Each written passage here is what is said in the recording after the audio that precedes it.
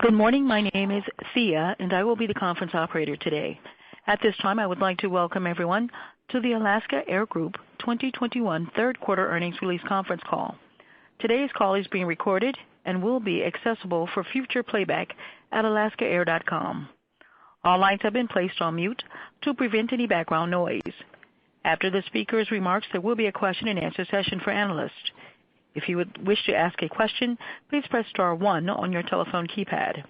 If you would like to withdraw the question, press the pound key. Thank you. I will now turn the call over to Alaska Air Group's Managing Director of Investor Relations, Emily Halverson. Please go ahead. Thank you, Thea, and good morning. Thanks for joining us for our third quarter 2021 earnings call. This morning, we issued our earnings release, which is available at investor.alaskaair.com. On today's call, you'll hear updates from Ben, Andrew, and Shane. Several others of our management team are also on the line to answer your questions during the Q&A portion of our call.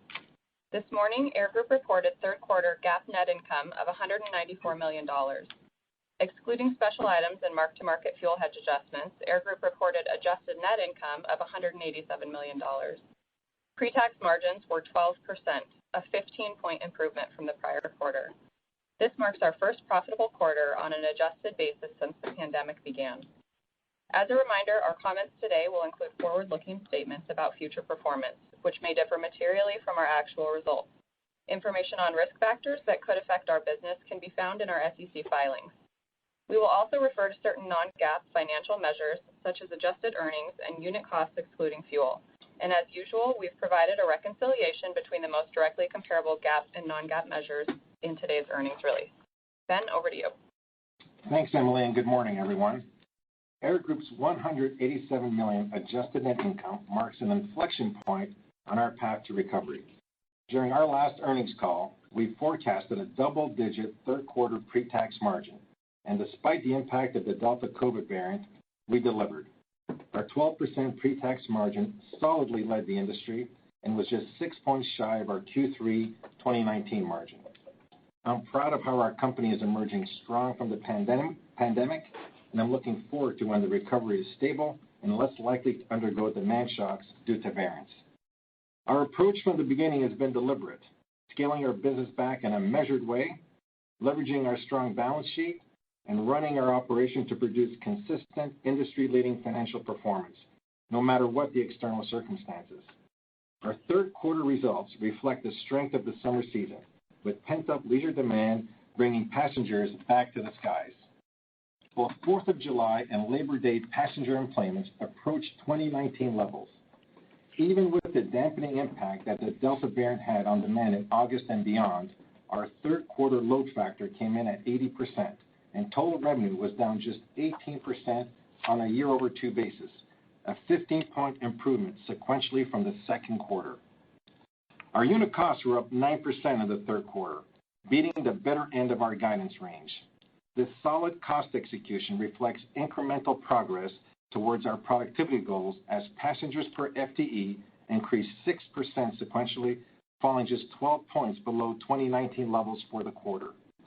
Shane will provide more detail about our cost performance and pressures we are seeing in a few cost categories. Looking forward, our longer-term thinking about our approach to the recovery remains intact. Despite the transient choppiness we're experiencing from the Delta variant, our plan is still to return to our pre-COVID size no later than next summer and then to grow from there. We anticipate recovery will continue to be volatile at times as we learn to live with COVID and until demand ultimately normalizes. Our job is to deliver consistently strong financial and operational performance no matter what course the recovery takes. And Q3 has shown us that when demand does come back, our business model is tuned for success. Looking ahead to the fourth quarter, we plan to increase our capacity to 13 to 16% below Q4 of 2019. And given the dampening effect of the Delta variant, we expect to deliver break-even to slightly positive pre-tax margins. If the pace of the recovery accelerates from here, there will be upside to our expectations. This quarter's results were only possible because of the hard work of our frontline employees and crews.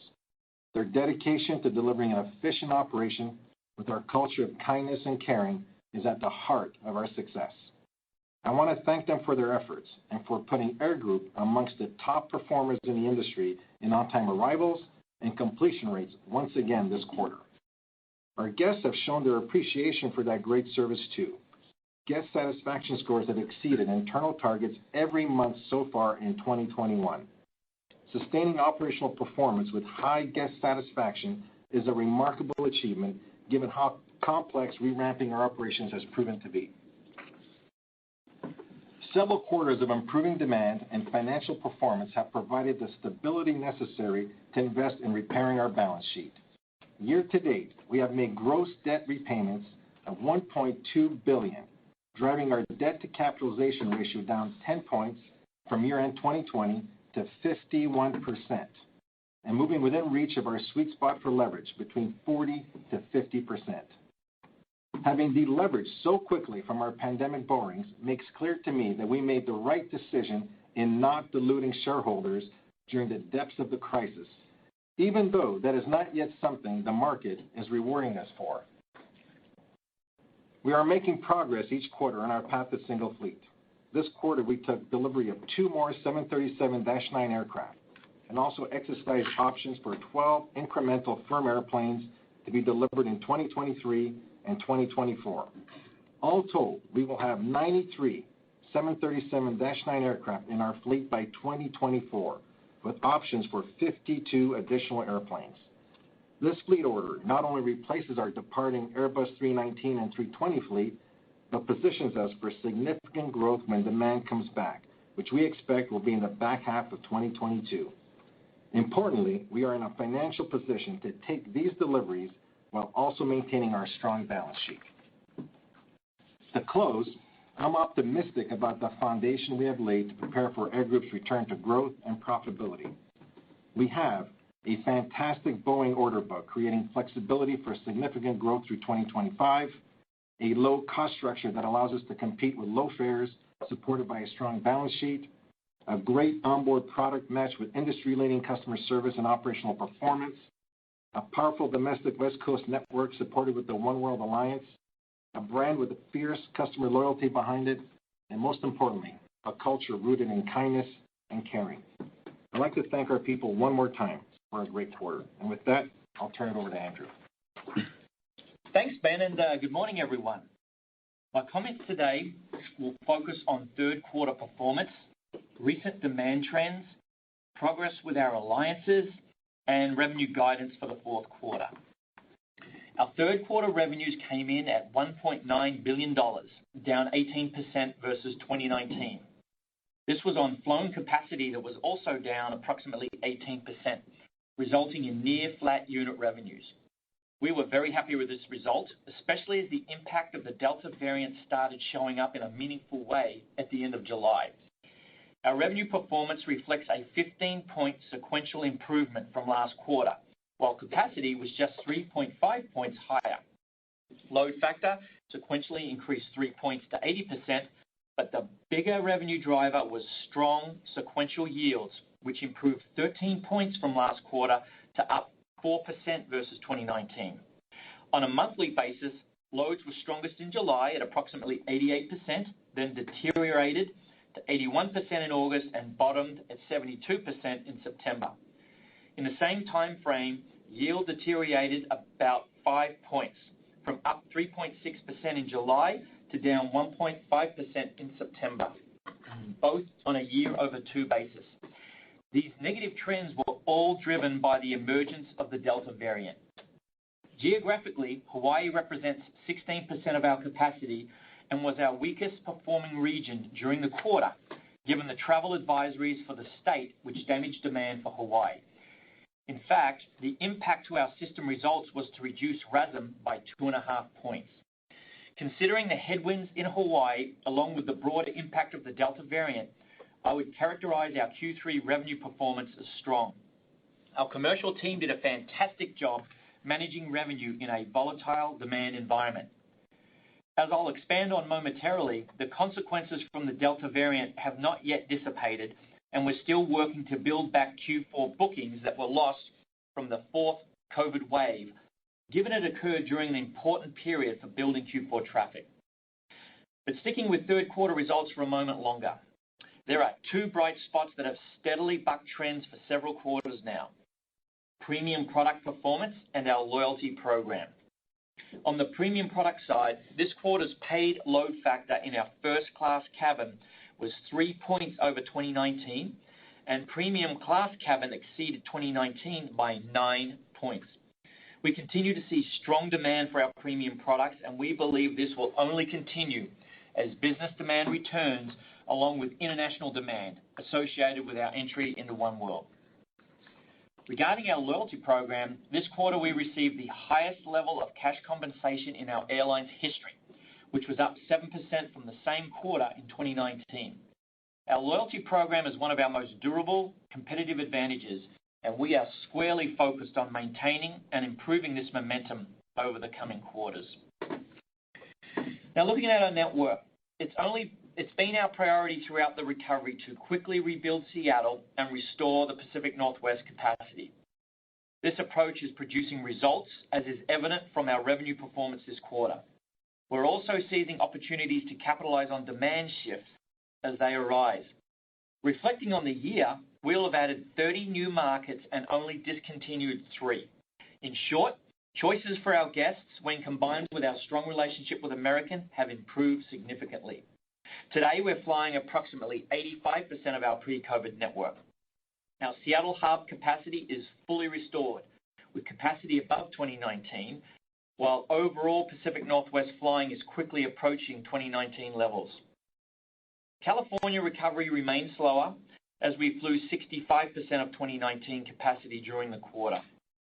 I still expect that by the summer of next year, our California flying will be back to pre-pandemic levels. As part of the California rebuild, we've recently announced that we're expanding our service from the Bay Area to Mexico, positioning Alaska with more nonstop flights to Mexico from the West Coast than any other U.S. carrier.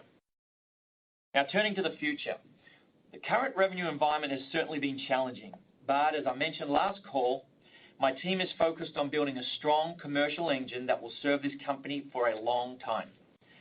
One of the ways we'll do this is by leveraging the unique benefits available to us as part of One World. I'd like to give a shout out to the alliances team who have been working tirelessly to establish robust commercial agreements that will unlock flexibility and benefits for our guests. So far in 2021, we've added 195 incremental codeshare routes with 5 One World partners, increasing our codeshare portfolio by 43%. This figure includes our recently announced agreements with Iberia and with Qatar. In very short order, we've seen Qatar become one of our top international partners as they efficiently connect our network with their nonstop services between Seattle, San Francisco, and Los Angeles with their global hub in Doha. The Seattle-Doha nonstop, which was launched in January, has been especially strong. This success is an indication Alaska guests value our global portfolio, and I'm eager to see their responses to American's upcoming Seattle route launches to Shanghai and Bangalore in 2022. With American and our One World partners, our potential to capture international traffic out of Seattle and California is significant. One World and our partnership with American have also opened the door to greater access to corporate travel, and we believe Air Group is uniquely positioned to get more than our pre-COVID corporate market share with the tools we're putting in place.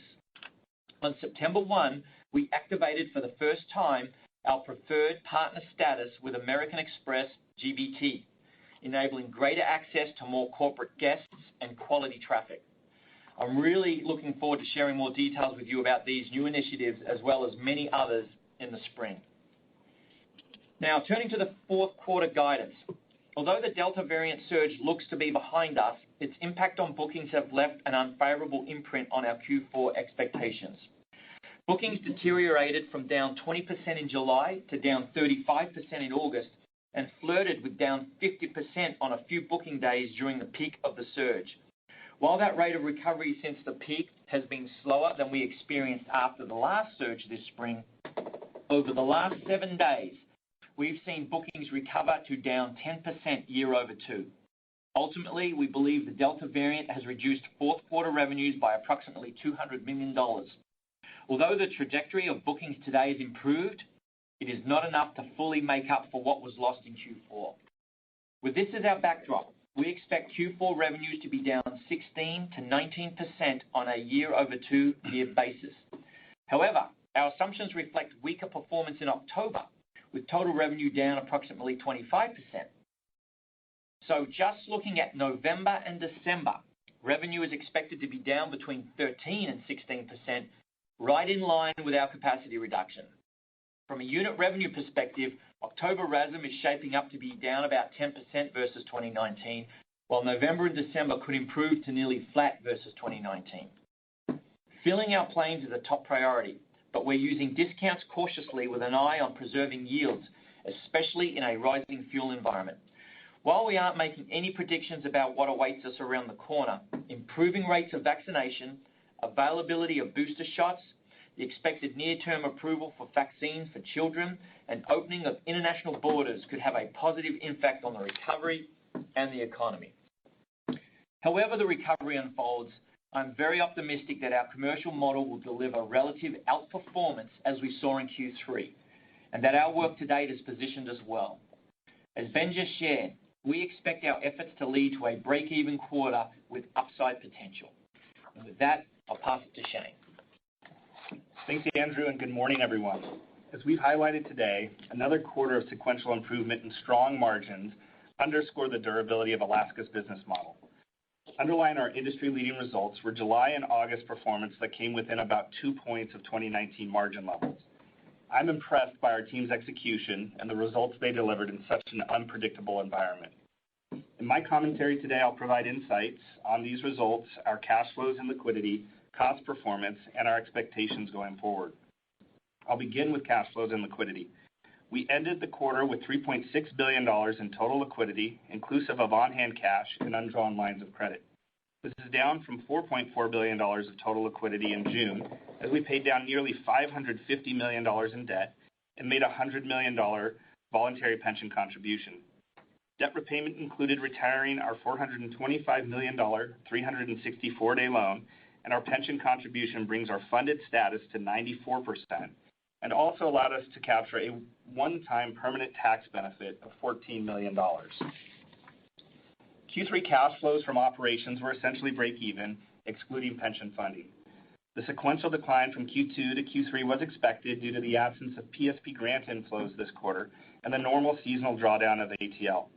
However, as Andrew described in his commentary, the Delta variant stalled the otherwise strong demand recovery in the quarter, and as a result, the ATL drawdown was higher than originally forecast. Fourth quarter cash flows from operations are expected to be between negative $100 million and $0, exclusive of tax refunds and payments, which we expect to net to a positive $100 million in the quarter, depending on when we receive our anticipated 2020 tax refund. This forecast factors in the reduced cash intakes due to the impact on bookings of the Delta variant. Planned debt service for the remainder of the year is approximately $120 million, and we have no plans for further prepayments through the end of the year. With this quarter's debt retirements, our debt to cap has dropped to 51%, placing us just shy of our intended range, as Ben shared. Today, our outstanding debt bears a relatively low weighted average effective rate of 3.3%, and our 2022 debt service is very manageable at about $375 million for the year, roughly a quarter that of 2021. Moving beyond 2022, annual debt service is in the range of $250 to $400 million. With a sustained return to profitability, I expect our net debt to EBITDA levels to move to approximately 2 times or less in 2022. Our liquidity and balance sheet are in great shape, and we plan to leverage both as we fund our fleet order and eventually look forward to reactivating shareholder distributions, which we can do towards the end of next year. As of now, I expect our total liquidity to move to approximately $2.5 billion in 2022. Moving to costs, I will touch briefly on our Q3 performance and then focus on our cost trajectory over the next several months as we prepare for a return to growth. This quarter, non-fuel costs were $1.3 billion, with unit costs up 9.3% versus 2019, better than the guidance we issued in September. Our teams have continued to do a superb job meeting their internal cost plans, and we also saw lower than expected medical costs in the quarter. Fuel costs rose again this quarter to $2.05 per gallon, up approximately 25% from where we started the year. With crude at $70 per barrel for the quarter, our fuel hedges provided a $21 million benefit, or 11 cents per gallon.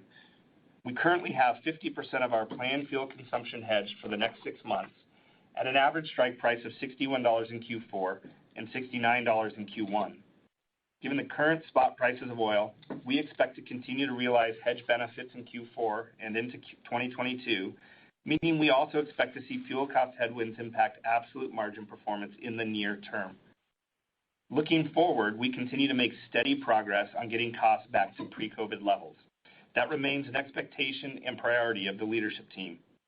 Our progression through 2021 has been solid, with mainline CASM-ex compared to the same month in 2019, up 19% in June, up 7% in September, and likely to be up 4 to 5% in December. Capacity in December compared to 2019 levels is expected to still be down 13%. Capacity pressure is more acute for our Horizon operations as aggressive pilot hiring across the industry is expected to lead to abnormal attrition levels, creating lower capacity capability and consequently also pressuring their unit costs in the near term. We are also seeing modest pressure in entry-level wages, which we believe is both an industry and general trend in the economy at large. And wage adjustments in this category are adding approximately $7 million to the fourth quarter. Additionally, as we ramp to 100% of pre-COVID capacity, we are onboarding more employees earlier than we normally would, given our training throughput capacity. Costs associated with additional training and carrying employees for the quarter are approximately $5 million. The costs associated with ramping capacity will normalize by next summer. In 2022, we will continue to reduce unit costs as capacity returns. Doing so is not without its challenges, as we have two particular headwinds to offset. One is airport-related costs, as our airport partners run through CARES grants and return to fully charging airlines for both operations and capital expenses. The other area is a step-up in transition costs related to the returning our Airbus fleet to lessors. The costs of returning aircraft were fully contemplated in our decision to return to a single fleet, and the economics of doing so are strongly favorable long term. As we step squarely into the return window, we will be recognizing these expenses through the P&L in earnest. I expect the largest impact in 2022, with a significant step down from there into 2023 and a final one down in 2024, which will provide a nice tailwind to our CASM-ex trajectory as we exit 2022 and move through 2023. Notwithstanding the headwinds, we will emerge as an airline with a cost structure equal to or better than 2019 in short order. Our cost restructuring targets are intact, and this quarter's results reflect increased realization of productivity savings as well as the efficiencies of now 7 737-9 aircraft flying for our mainline fleet. As a result of the headwinds and tailwinds I've described, our expectations for Q4 unit costs is that they will be up 7 to 9% versus 2019 on roughly 15% lower capacity. To close, I would just say again that our underlying business model is strong. While demand is choppy, and we hate that we don't get to have the fourth quarter that we think we were set up to have because of the Delta variant, we are confident that when reasonably strong demand returns, we are poised to deliver strong financial performance. We are looking forward to rescaling to our pre-COVID size and demand allowing growing from there. As we do this, we will be continuing to deliver on our cost restructuring and fleet transition and unlocking commercial levers to drive additional value to our bottom line. And with that, let's go to your questions. At this time, I would like to invite analysts who would like to ask a question to please press star and the number 1 on your telephone keypad. Again, that's star 1 for any questions. We'll pause for just a moment to compile the Q&A roster. And the first question will come from Savi Syth with Raymond James. Please go ahead. Hey, good morning, everyone. As you talk about kind of rebuilding the network here, I was just kind of curious, the kind of big airports, Seattle, Portland, San Francisco, and LA, as you build those back, does it kind of the mission, the strategy behind those airports or how you operate them change kind of post-crisis versus before? Hi, Savi. Good morning. Yes, it's Andrew. I wouldn't say it's changed, but we have actually made some refinements and tweaks. Obviously, Seattle, we serve everywhere from there, and Portland to a lesser extent. I think some of the pivots you've seen us make, and given the contours is especially Los Angeles. You're going to see a little more leisure flying for us out of there. We do very, very well. And I think in San Francisco, we've built out a pretty good network, and I think what you're going to see us stay a little more focused on is the largest O&Ds out of there, making sure we serve the top 20, 25 business markets. And so that's sort of where we're landing on all of this. Got it. And then just, Andrew, maybe if I could follow up on that a little bit more on the other focus cities that you've tried to build in the past or kind of working. So I think about kind of San Diego, Salt Lake City, Boise. How do those fit in within the network, and any kind of learnings on in the past trying to build those out?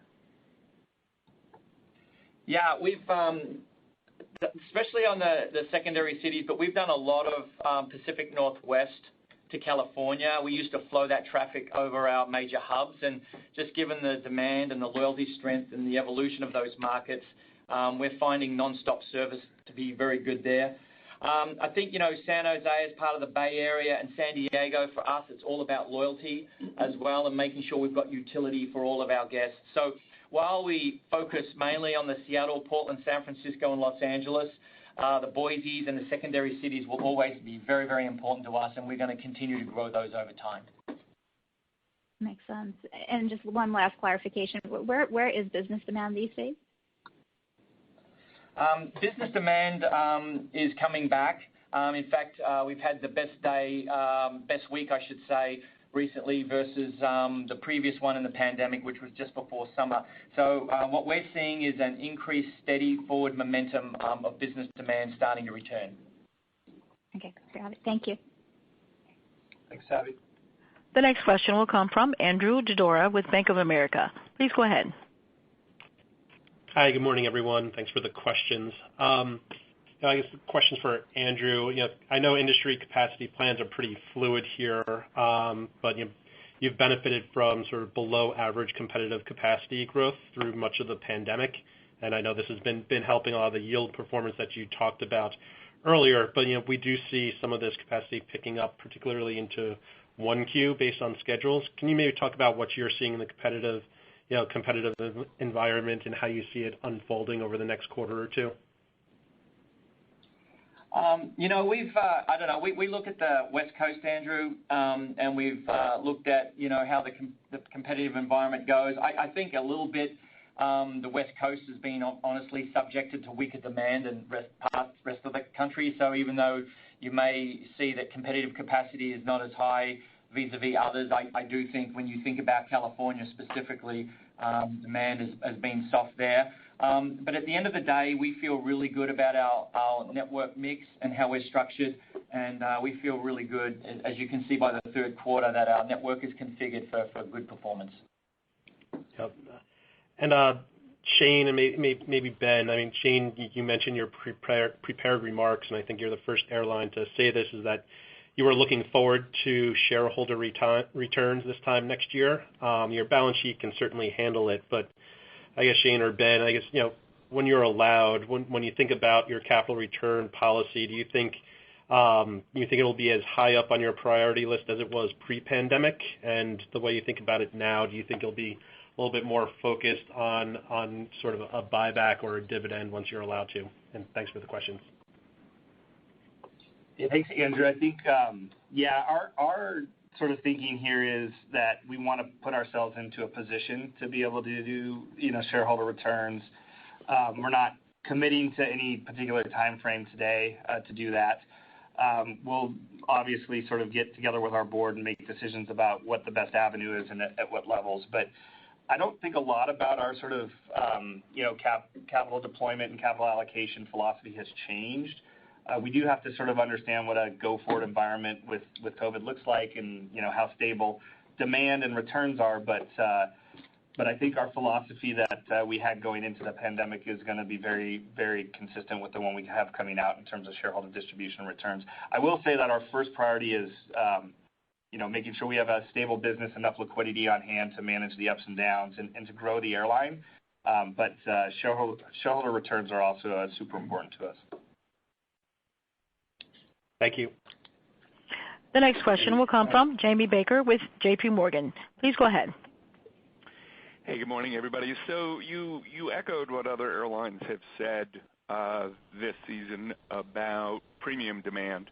To the extent that this phenomenon is permanent and growing, do you need to do anything differently to continue capitalizing on it, or are you optimized for this, next demand leg up, however you want to describe it? Hi, Jamie. Our cabins, I believe, are very well configured with first class and premium class, so I don't foresee any product changes. But to your point, we are going to definitely, especially with business demand and our ability to play a much larger place there, is our booking curves and how many seats we hold out and when. I think historically we've probably denied business traffic that cabin historically, and I think we're going to get more fine-tuned on that. So I think that would be the sort of the largest change. And then the other part of that too is making sure that our network, we're going to be a little bit more disciplined about timing our flights for that business demand. So I see just increased demand coming for that premium cabin going forward. Okay, that's helpful. And second, and I apologize for pivoting to the model, did you say the Delta variant saps fourth quarter revenue by $200 million? Was that right? That's correct. Okay, it's on the tape that it was $400 million, so I just wanted to make sure I wasn't wrong. So even if we allow for some variable costs associated with that, if we were to just tack that $200 million to today's guide, it implies that you'd be back in the double-digit pre-tax margin territory in the fourth quarter. And I know that's where the fourth quarter plan was in July because you said so, but that was on cheaper fuel. So I guess my question is whether, well, one, is there anything wrong with my math? Hopefully not. But if not, it feels like your ex-Delta fourth quarter plan actually strengthened over the summer despite the rise in fuel. Is that a fair, albeit mangled, interpretation? Hey, Jamie, it's the one thing you can never do is go backwards and, redo things over again and know what it turns out if there wasn't a variance. But I think what we had going for us were very, very strong load factor builds. We were above, at this call, in July, we were sitting on load factor builds that were above 2019 levels almost every forward month, and on yields that were above 2019 levels in every single month. And so, I think, we were feeling quite optimistic if that demand pattern, sort of played out and wasn't interrupted, that we could have had a really strong fourth quarter. Hard to exactly know if strengthen over, between then and now is the right way to think about it. But yeah, it would have been a strong quarter for sure. I think, Jamie, sorry, go ahead. I think this is, and we said it in our prepared statements, I think this is why we're confident about our business model. I think it's a business model that when recovery comes back, we're going to produce returns, and I think it just goes to underscore that. But go ahead, I think you had a follow-up? Yeah, and that's certainly my modeling interpretation as well. Just a real quick labor clarification, do I recall correctly that you are the only airline of size in the U.S. that still doesn't have a preferential bidding system? Is that right? We don't with our pilot group. We do with our flight attendant group. That is true, Jamie. Okay, just checking. Thank you. Thanks, Jamie. The next question will come from Ravi Shanker with Morgan Stanley. Please go ahead. Thanks. Morning, all. If I can just follow up on the last two questions, are you guys surprised at all that the mix is so strong coming out of the pandemic? Again, is that something that you expected given kind of people's preference to travel in the front of the plane, kind of given everything that's going on, or is that a surprise? And second, on the competitive side, kind of just given the concentration of travel, kind of, are you surprised at all that the industry has pulled back on traveling to certain lanes and it's not a free-for-all out there? Hey, Ravi. I can't speak for the rest of the industry, but what I can speak to for Alaska is, knowing business demand was where it was, we materially reduced fares in the front of the cabin. Our first class fares, were coming down, but they were way made up plus much on the volume side. So I feel the team did an outstanding job at lowering fares and driving net incremental value through volume. And so that's part of what we're going to have to measure going forward. But let's be clear. Who doesn't want to travel in first or premium class? I mean, I don't believe there's anybody. So it's a matter about price and volume. So the demand, that's the first place people want to sit. And so we've been working well there. I think on the industry capacity, again, and I know you all look at the network and the system. We look at the West Coast. And as I look across the West Coast, you see a lot of adjustments by other carriers coming down closer in. And I think one of the things that I'm particularly proud of, especially, with our operation folks and Ben's leadership here, is that we have not been volatile, adding back, reducing capacity. We've been on a steady path that's allowed for really good cost control, really good selling and inventory, and minimal guest disruption. So I feel like all of that has been working for us. And Ravi, if I can just... Go ahead. No, sorry, go ahead. Sorry. I was going to say, just with the leisure traveler, I think with this, the environment of COVID, I think they are looking for more space and to have more comfort in when they fly. And, we have competitive fares up in our premium class and first class. I do think we're seeing the benefit of that. Sorry, go ahead. You had another question. Yeah, so just to follow up on that specific point, so how do we think about this going into 22 and 23? Are you going to be looking to keep this elevated mix of premium cabin with the fares at current levels, or are you going to be looking to return fares to where they used to be, even if that kind of if you see the mix shift back a little bit to main cabin? The only thing I'll comment on that is it's not so much the fares that we're focused on, but of course, as business travel returns, as our road warriors return and loyalty returns, we are still committed to having robust opportunity for our guests to upgrade into the first class cabin. So we're going to be balancing fares with first class upgrade occupancy rates, and that's going to be our challenge going forward, but it's a good problem to have. Perfect. Thank you. The next question is from Dan McKenzie with Seaport Global. Please go ahead. Oh, hey, thanks, guys. Just a question here with respect to the American partnership. What is the aggregate wallet that Alaska can now tap into that it couldn't previously? And I guess what I'm really referring, to a normalized backdrop. So, corporate travel managers that for the first time can consider flying an Alaskan American as an alternative to their current program. Yeah, hi Dan. I'll answer your second one first, I think. But essentially, really the unlock here is a couple of things. As to your point, we've had overwhelming response from our corporate clients wanting joint contracts with Alaska and American, providing much more competitive fares and much bigger options.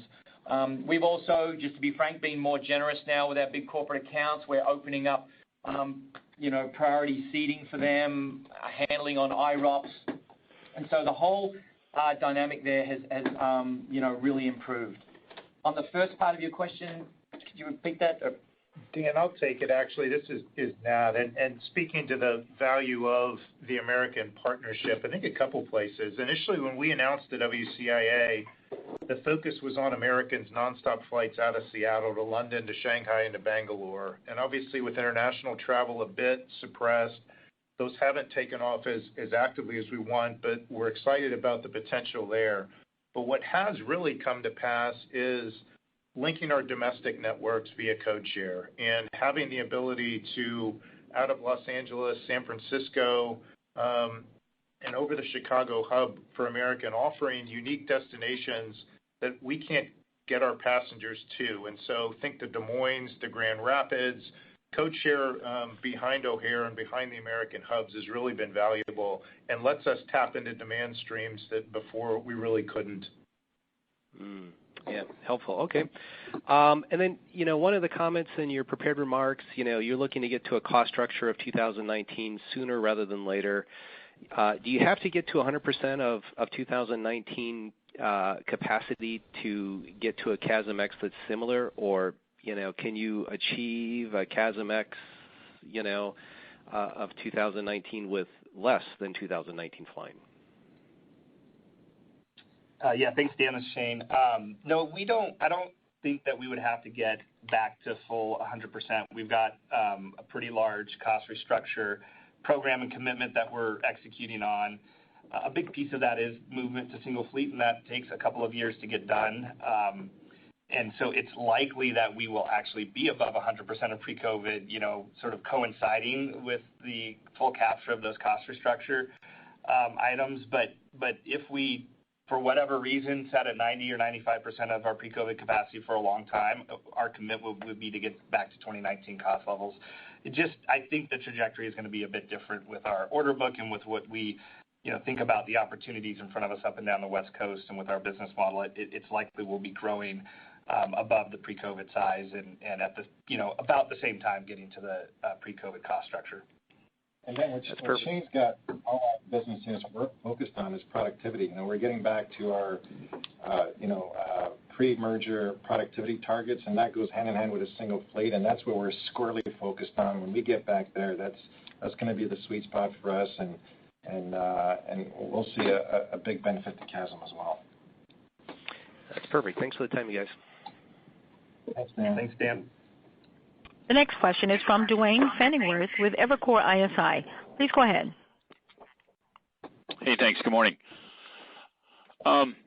You're probably not the best airline to ask this because your plan has been appropriately conservative and your schedule hasn't whipped around as much. But on labor availability, airport staffing, ground handling, are you seeing any early signs of clouds parting on that front? Are you seeing any relief? Thanks for the question, Dwayne. This is Constance. I think as our performance has shown in the third quarter, we've really delivered among the top performers in the industry, despite all the challenges we have. And that's for two reasons. One, you mentioned, which is disciplined return to capacity. And secondly, really resilient, proactive team in solving all the many challenges we have. Some you listed in your conversation. Those are true across the industry. I think our leadership team has done a great job addressing those as we see them. I'm confident we'll continue to do just that through the fourth quarter and beyond. Fair. All very fair comments, which we agree with. I guess the question is, the effort per hire, or to the extent you're trying to acquire airport staffing, is that getting any easier, or is it just as difficult as it was? I would say it's consistently difficult.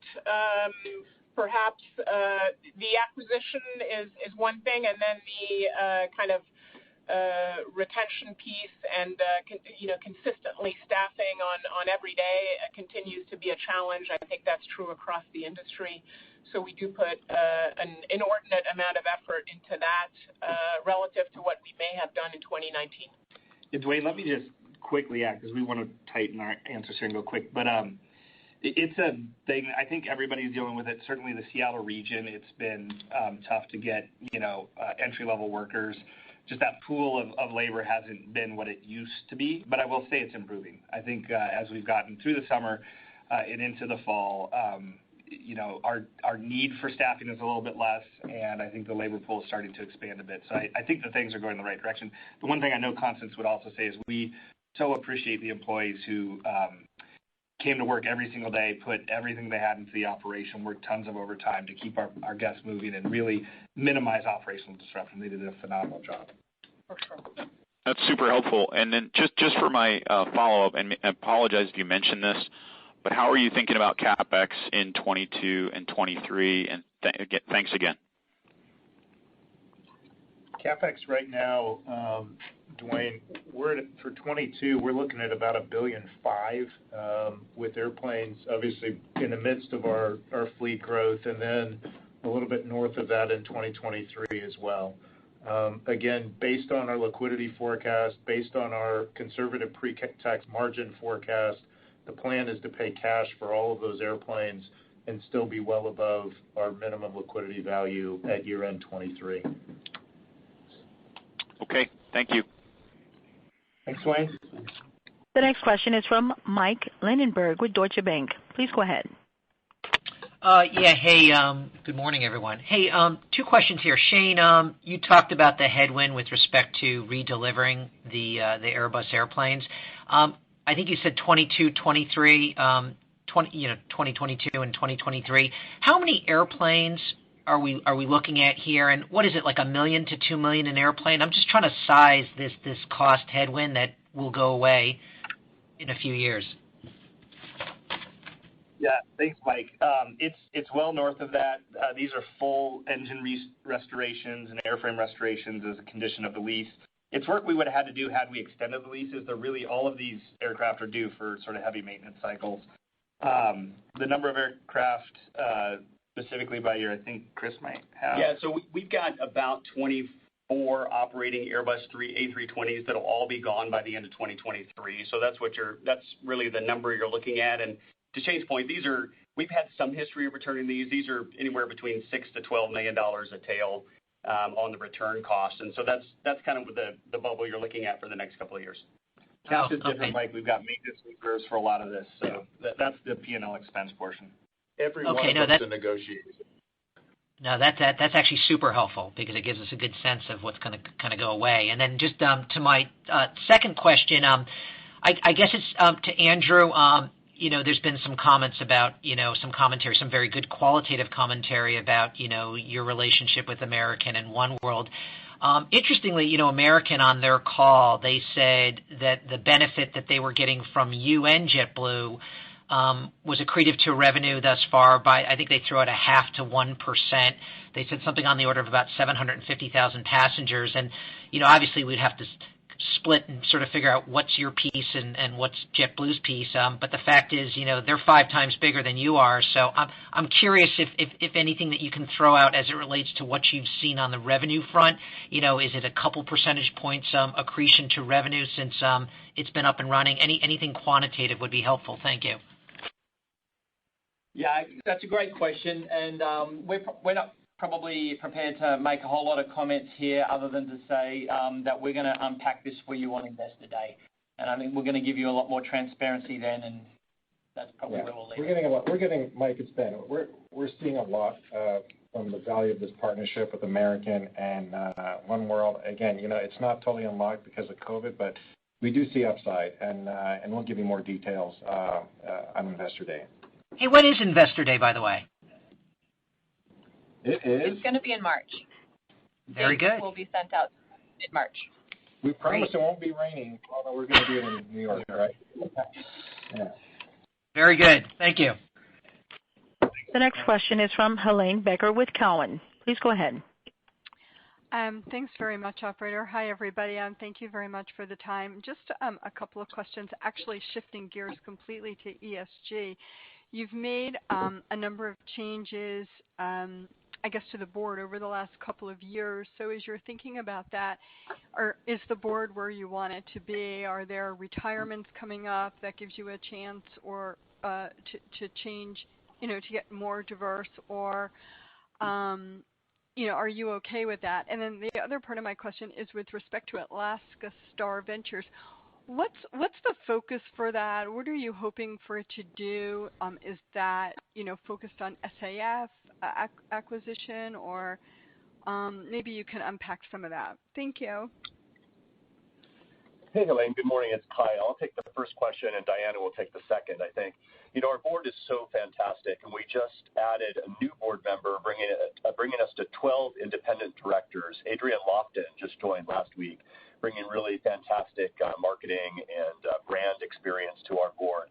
I'll also just note, I think currently we're at 50% gender diversity and about 40% plus ethnic diversity. We're super proud of that, and we're very happy with the board composition right now. Yeah, and Helen, what I'll say is our board is squarely focused on ESG and sustainability. It's a big strategic driver for us.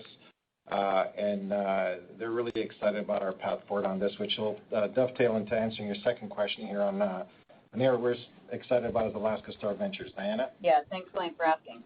So specifically, Alaska Star Ventures is right now focused on the 5 parts of our path to net zero, which we announced earlier this year. So just briefly, those are operational efficiency, obviously the fleet evolution, which Star Ventures is not focused on, but sustainable aviation fuel, novel propulsion, and credible carbon offsets to close the gap to our target. So we're looking specifically for technologies, or in the case of our first investment, a specifically sector-focused fund that can help us accelerate those paths.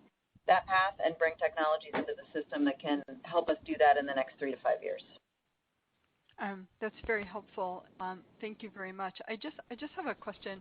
You're in maybe Ben for you. I don't want you to say anything you can't say with respect to the pilot negotiations, but what's up with them? Helen, first I want to say we have a fantastic group of pilots. They're highly skilled professionals. They keep us safe and on time, and we value their contributions. They do a great job for us. We've got some sticky issues we're working our way through, and we've asked the National Mediation Board for some help, and we're confident we're going to get to a deal. We have a history of getting deals with our unions, and so we know we're going to get there. What I'll say is we have an exciting future for our pilots. You heard our growth plans. We plan to grow the airline a lot over the next 3-4 years, so this will be a phenomenal place for our pilots to spend their careers. So we'll get there. I appreciate the question. Thanks Ben. Wayne. Thanks, everybody. Thank you. The next question will come from Connor Cunningham with MKM Partners. Please go ahead. Hey, everyone. Thank you for the time. I might be wrong, but I think your credit card agreement is up soon. The market's been reset a little with a recent agreement from another carrier. I was wondering if you could just provide some details around how many signups you've had since closing on the Virgin America acquisition, or maybe just how spend has evolved on the card over the past couple of years. Yeah, hi Connor. We've still got a little bit of time on our agreement. That said, we are very aware of other agreements done, and we are working very closely with Bank of America, who we have a 30-year relationship with, and things are changing, and they're working to change with us. But I think, as I said in my prepared remarks, I think since 2013 we've got a compounded annual growth rate of 9% on both our portfolio of members and spend. So this program has done nothing but deliver and return. And as I also shared, we've had the highest cash receipts we've ever had. So more to come there. And as we get into 22, we've got a lot of exciting things planned that I think is only going to fuel growth in our loyalty program. Okay, great. And then Ben, in the past you've talked about making Alaska a national brand, and I assume that would involve some further investment in markets that are off the West Coast. I saw that you put in for slots at Newark, and clearly that would be big for the brand in the Northeast. Just wondering how you may benchmark that success of just brand awareness outside of the West Coast, outside of where you guys are already pretty dominant. And thank you for the time. Yeah, no, thanks, Connor. No, this is a big strategic initiative for us. It won't be just a 6-month or 12-month initiative. This will span the next 3-4 years. And it's really linked to what Andrew was saying on how we build back our network from 80% to 100% and growth from there. So there will be a focus first on the West Coast and making sure people, understand who Alaska is and the strength we bring with our network and with our brand and with our loyalty and our products. So we're going to focus first on the West Coast and then move east from there. Okay, thank you. The next question will come from Catherine O'Brien with Goldman Sachs. Please go ahead. Hey everyone, thanks for the time. Hey guys. So it sounds like you laid out a path to have capacity flat to up for 2022. I mean, I guess correct me if I'm wrong. And then from some earlier comments, it sounds like in that scenario we should be expecting unit costs down versus 2019. I guess, is anything wrong there? And if that's right, are there any larger tailwinds you want to flag? Thanks. Thanks, Katie. Hey, I want to stop short of giving guidance for next year because we don't want to be doing that today. We do totally recognize that there's an appetite to understand what our view on 2022 capacity and cost is for the full year. And I think when we have our earnings call in January, we'll strongly consider giving full year guidance instead of just quarterly guidance. But yeah, the essential thing is get back to pre-COVID size by summer of next year, and we've got planes coming in the second half that could allow us to grow if demand's there, and we're configured to do it. And as we go along that capacity trajectory, we see our unit cost ultimately step back to hopefully flatten them down, but not. I don't want to commit to a timing for that right now. Okay, that's fair enough. And then, it sounds like you've already locked in either some new contracts with corporate clients or perhaps have made adjustments that give you greater wallet share with existing accounts. that have occurred since the onset of the pandemic with your American and One World partners. Can you help us frame the upside you have on the books, like as of now, if you were to assume that all else equal, your pre-pandemic corporate volumes return to 100%? I'm sure you can't give like an exact number, but just like, is it 110? Is it 150? Like, just really high level would be helpful. Thanks, guys. Thanks, Katie. What I will say is that, these, how these things go. They have RFPs. They cycle through every few years. I think we are rapidly in the process of changing out our agreements for joint contracting agreements. RFPs are plentiful, and we've just found an overwhelming engagement. And we're also being more and more competitive on business fairs and working with big TMCs like GBT are just going to only help us propel that more. So I think that's what I'll share. And again, on Investor Day, we will share more about our strategy around that. Thanks so much for the time. Thanks, Katie. The next question is from Miles Walton with UBS. Please go ahead. Thanks, morning or afternoon. I was wondering, maybe I'll follow up on Katie's question, and it's a little bit of cart before the horse, but is it reasonable to think 22 is a double-digit margin year, and maybe some of the frustration you sense, the market not recognizing your performance, is simply that everybody's losing money. So when everybody's losing money, losing less isn't necessarily a big deal, but maybe the market isn't differentiating your uniquely higher gearing on the volume as it drops through from a pre-tax basis. Yeah. Miles, appreciate it. It's really hard to say. If you look at the revenue impact that we mentioned from this one wave, it's a couple $100 million for Q4 alone. It was more than that if you add in Q3 impact. So, if there are no more waves and demand comes back and, the economy is strong, then yeah, we're configured to deliver really strong financial performance. But I think what we've been saying all along and been open with is we expect a choppy recovery. That's what we're sort of mentally prepared for. Oil prices are spiking right now. That's going to be a headwind. So it's hard to give you some exact, confidence that we're headed towards those types of margins. We would love it if everything stabilized and we could deliver that, but I think the environment's really too choppy to be able to predict that right now. Okay. One detailed one. So your headcount's down about 16%, roughly in line with capacity. As you get back to 2019 capacity, where will your headcount be relative to 2019? Thanks. Yep, great question there as well. It should be, downish as we really execute on the productivity, targets that we've got.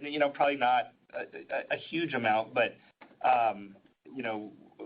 as we achieve the productivity targets, we will, on an average basis, do a little bit better. So that's our expectation going forward.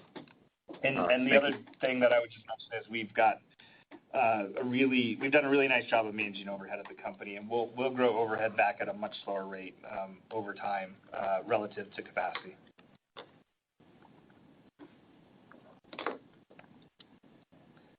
Thanks, Miles. Thank you. The next question is from Chris S. with Susquehanna. Please go ahead. Hey, good afternoon. Thanks for taking my question. So appreciate the comments you just gave on your ASMs per FTE. But if you've spent a lot of time going through the productivity initiatives, I was wondering, could you put a finer sort of point on that?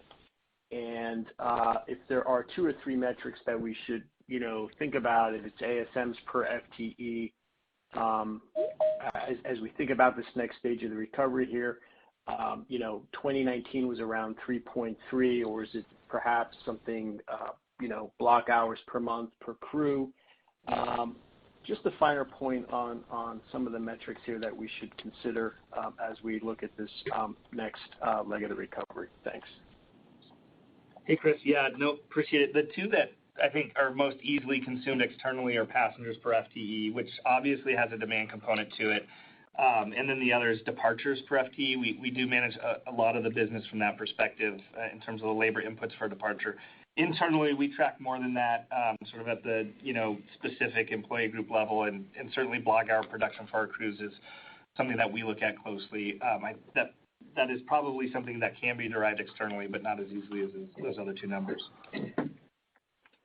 Okay, and just a follow-up question here. So in your prepared remarks on your, signaling capital returns here, as we think about 2022, cash flow from operations, a lot of moving pieces here. You have the partnership, we have concerns around inflation, higher fuel, but if there's any sort of detail, a finer point you could put up, how we should be thinking about yields, or more specifically Capex in the back half of next year. I think you've said that you're expecting to fly 2019, your 2019 book for next summer, and then what would that imply for Capex as we think about the second half of 2022? Thank you.